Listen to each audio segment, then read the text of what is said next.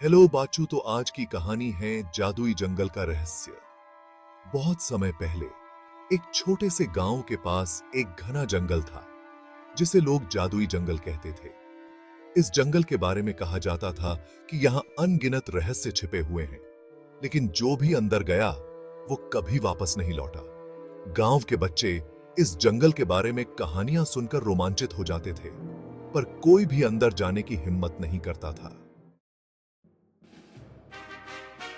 लेकिन एक दिन गांव के सबसे निडर और जिज्ञासु लड़के नीरज ने ठान लिया कि वो इस जंगल के रहस्यों का पता लगाएगा। उसकी सबसे अच्छी दोस्त माया ने उसे कई बार रोका, लेकिन नीरज का जिद्दी स्वभाव उसे रोक नहीं सका।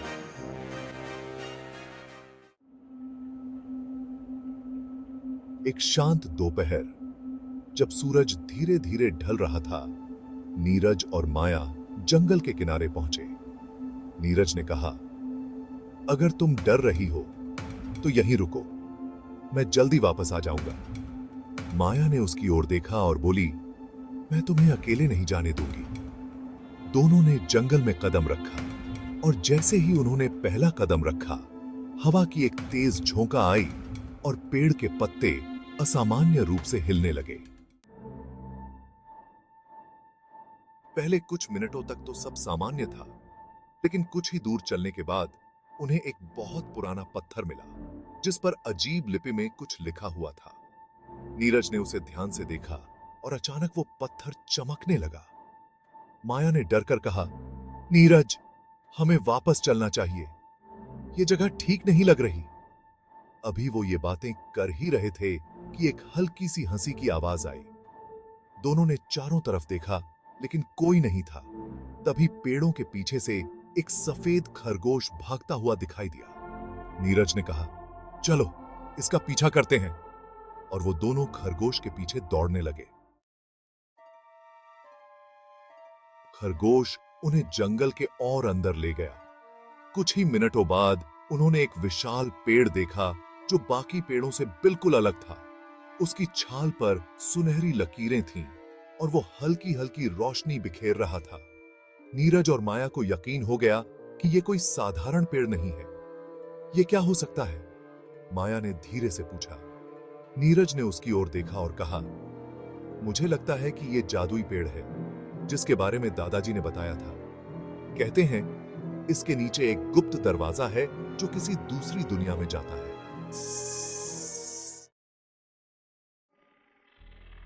नीरज ने जैसे ही पेड़ के नीचे खुदाई शुरू की, अचानक जमीन हिलने लगी। एक दरवाजा उभर आया। दोनों के दिल तेजी से धड़क रहे थे। वो दरवाजा धीरे धीरे खुलने लगा और एक सीढ़ी दिखाई दी जो अंधेरे में नीचे जाती थी। नीचे जाने का समय आ गया है, नीरज ने कहा और सीढ़ियों की ओर बढ़ा। माया ने डरते हुए कहा, क्या यह सही है? हमें वापस चलना चाहिए। लेकिन नीरज ने उसकी परवाह नहीं की और सीढ़ियां उतरने लगा। जैसे ही वो नीचे पहुंचे, उन्होंने खुद को एक चमचमाती दुनिया में पाया। वहां चारों तरफ हीरे जवाहरात बिखरे थे, लेकिन तभी अचानक एक विशालकाय सांप उनके सामने आ गया। उसकी आंखों में अजीब सी चमक थी और वो गुस्से से फुफकार रहा था।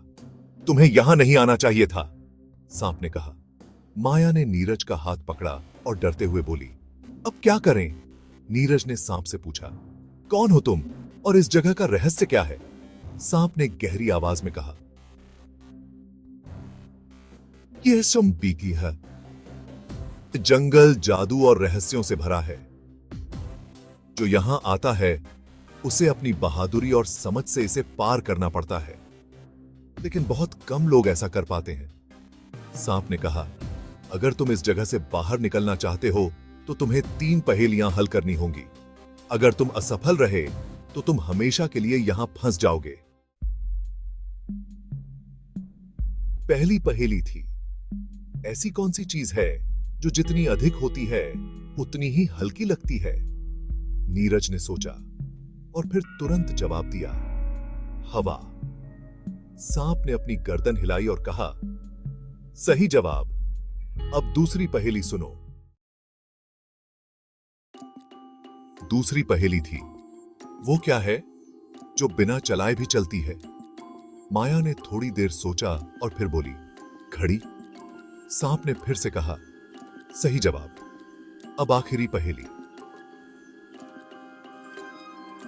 तीसरी और आखिरी पहेली थी, मैं हमेशा आगे बढ़ता हूं लेकिन कभी लौट कर नहीं आता, मैं क्या हूं? नीरज और माया दोनों ने साथ में कहा, समय। सांप ने मुस्कुराते हुए कहा, तुमने सभी पहेलियां हल कर दी, तुम बहादुर और समझदार हो, अब तुम जा सकते हो। सांप गायब हो गया और उनके सामने एक चमकदार रास्ता खुल गया जो उन्हें वापस गांव की ओर ले गया।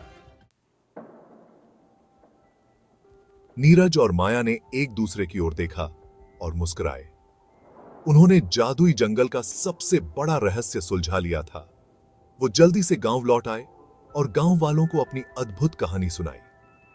उस दिन के बाद नीरज और माया को सभी बच्चे जादुई जंगल के नायकों के रूप में मानने लगे और उनकी ये कहानी पीढ़ियों तक सुनाई जाती रही।